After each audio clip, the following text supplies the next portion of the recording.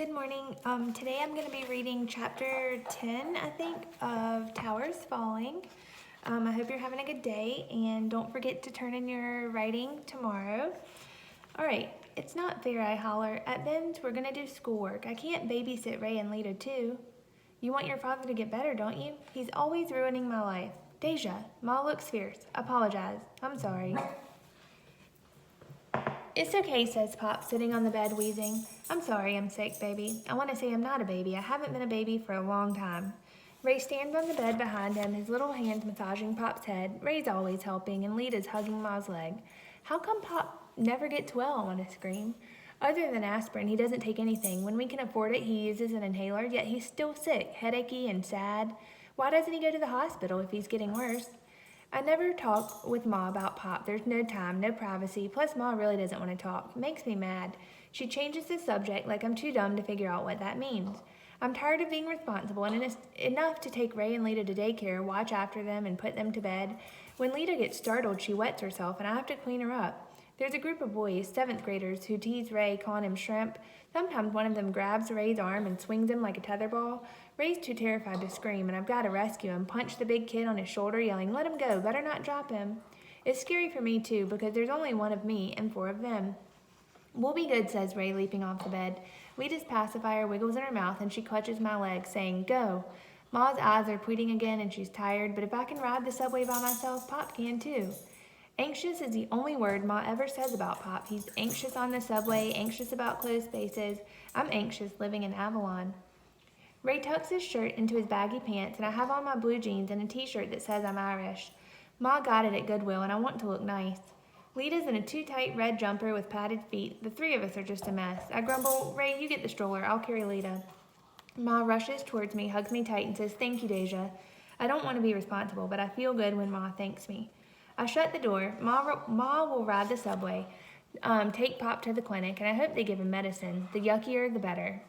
Folks are yelling in the halls, fighting about money, grumbling just to grumble. It's hard to be nice when you're crowded in small rooms. A man snoring is sleeping on the floor, and a girl not much older than Lita is slurping juice from a baby cup. Where's her parent? Avalon is not pleasant. It stinks like soured food. Ray bangs the stroller down the metal stairs, and I carry Lita. If she falls, it's always bad. We make it down the steps, and I slide Lita off my hip and stoop. We're going to Ben's. Schoolwork. It's important. No matter what, be good. Don't bother anyone and mind your manners. Lita plunks her butt into the stroller, and Ray says I'll push. Whatever. I knock, and Ben swings open the door like he's been standing behind it waiting for me, and his eyes widen at Ray and Lita. I know, it's terrible. It's cool, come on in. Ray rolls the stroller inside, and Lita pushes herself out and down to the floor. Carpet, I say, embarrassed. She likes the carpet. We don't have any, adds Ray, cartwheeling and rubbing the beige tufts, embarrassing me more. Enough, Ben, a lady shouts, and I see her pacing in the kitchen. I've had enough. Enough! Bam! She slams the phone, and Ben looks embarrassed. "Benjamin II? Your dad?" I remember how proud Ben was to be Benjamin III. "Yeah, my parents are divorcing." "Then is that why you came to Brooklyn?" Before Ben can answer, his mom glides into the room, cooing, "Your friends are here. So glad your friends are here." She has short blonde hair, blue eyes, and a stressed-out smile, and her lips are stretched too wide. Ma does the same thing when she is pretending nothing's wrong. "I'm Deja, Ben's friend. This is my brother and sister, Ray and Lita." She claps her hands like I've given a gift. "I'm Dora, short for Dorothea." There's another knock, and Ben opens the door. "Sabine!" I shout, excited. Sabine's scarf is purple, her pants are red. The woman, her mother behind her, is covered head to toe in black cotton. Only her brown eyes show. Eyes exactly like Sabine. "Hello, I'm Dora." Sabine looks at her mother, then speaks. "Hello, Miss Rubin. My mother wants to thank you." Sabine's mother speaks quick and sharp. She's not angry. She's bowing slightly. I can't see her mouth, but I can tell from her eyes she's smiling. Sabine translates. "My mother will pick me up in 2 hours. Then she waves goodbye and steps inside the apartment. The door shuts, and all of us, except for Ray and Lita, who are now crawling all over the couch, stare at each other. "Full house," says Dora. "How nice." Suspicious, I look at her, but I think she means it. "Sabine, call me Dora." "My mother wouldn't like me to," Sabine frowns. Then pipes, "How about Miss Dora?" "Miss Dora it is," she says, her smile more relaxed. "We'll get to studying. Ben, kids, I'll take care of these 2.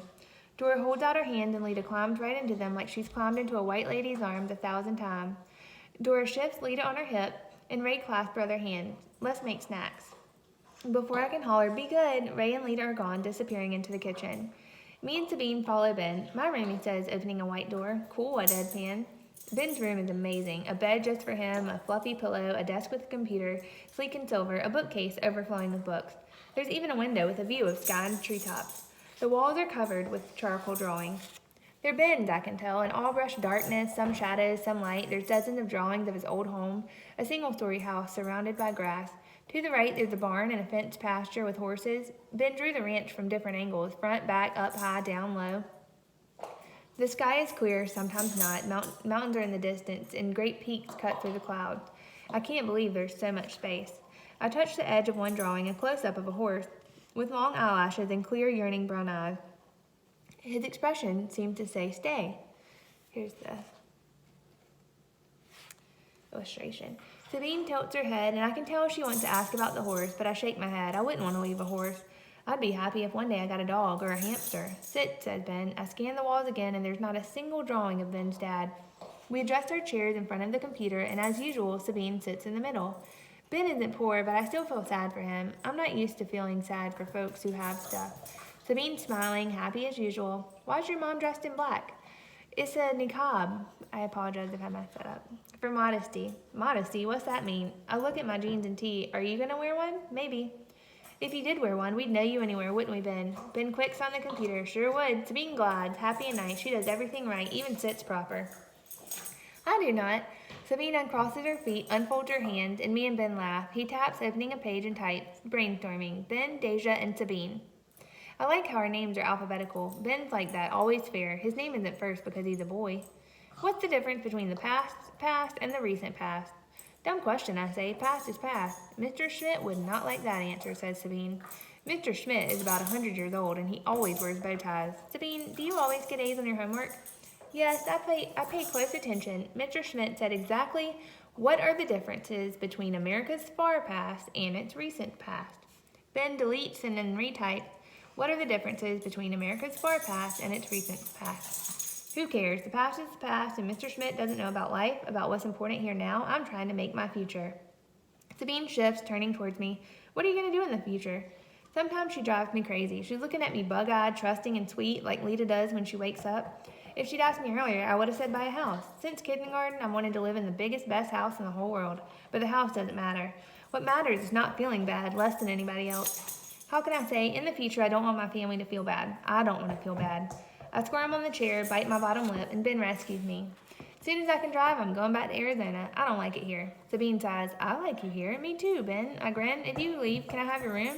It's not about the room, Deja. I know, Sabine. I'm not stupid.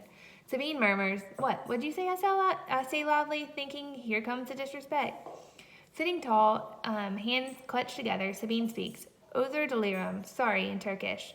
America welcomed my family. I welcome you. Wait, is that why you like us, the new kids? You're not new anymore, says Sabine, intent, fussing like a kitten. It's been 3 whole weeks. I like you because you're Deja. Ben, I welcome you because it's what Americans do. Not always, says Ben, scowling. Some Arizonans don't welcome Mexicans. They forget. Forget what? Sabine jumps up, grabbing Ben's water bottle, raising it high. Her face is serious, her cheeks sucked in. What are you doing? Sabine stomps her foot, and Ben and me don't get it. She poses again, chin tilted up, her hand holding a stupid water bottle. Clue, clue, clue, hollers Ben. I'm thrilled. We're playing charades. Give me your tired, your poor. Statue of Liberty, I blurt. Ben grins. History taught you something, Deja. Yeah, well, my family's tired and poor, I say, hands on my hips. How can I forget? Ben laughs. Sabine tries to not giggle. I frown and then burst out laughing. Sassy, Deja. I snap my fingers. You know it, Sabine. All 3 of us relax, and no matter how sassy I am, Ben and Sabine don't mind. I don't feel less than with them. We're different but friends, I say. 3 musketeers, says Ben. American circle, says Sabine. Different but still American, like the school map. Americans immigrate, come from everywhere. All I know is Brooklyn. Wish I could go everywhere, I say wistfully. Arizona, Jamaica. Mom says we're having our New York adventure, but I'd rather be in Arizona, says Ben, rubbing his eyeglasses clean on his shirt. Divorce, I whisper to Sabine, but Ben still hears. Brainstorming, says Ben, pushing his glasses onto his nose. We've got to generate ideas. All 3 of us stare at the screen, and a little black line blinks, waits. All right, I'm going to stop there, and I will finish the rest of that chapter the next time I get on here to read. I hope that you're having a good day, and hope to see you all in person very soon. Bye.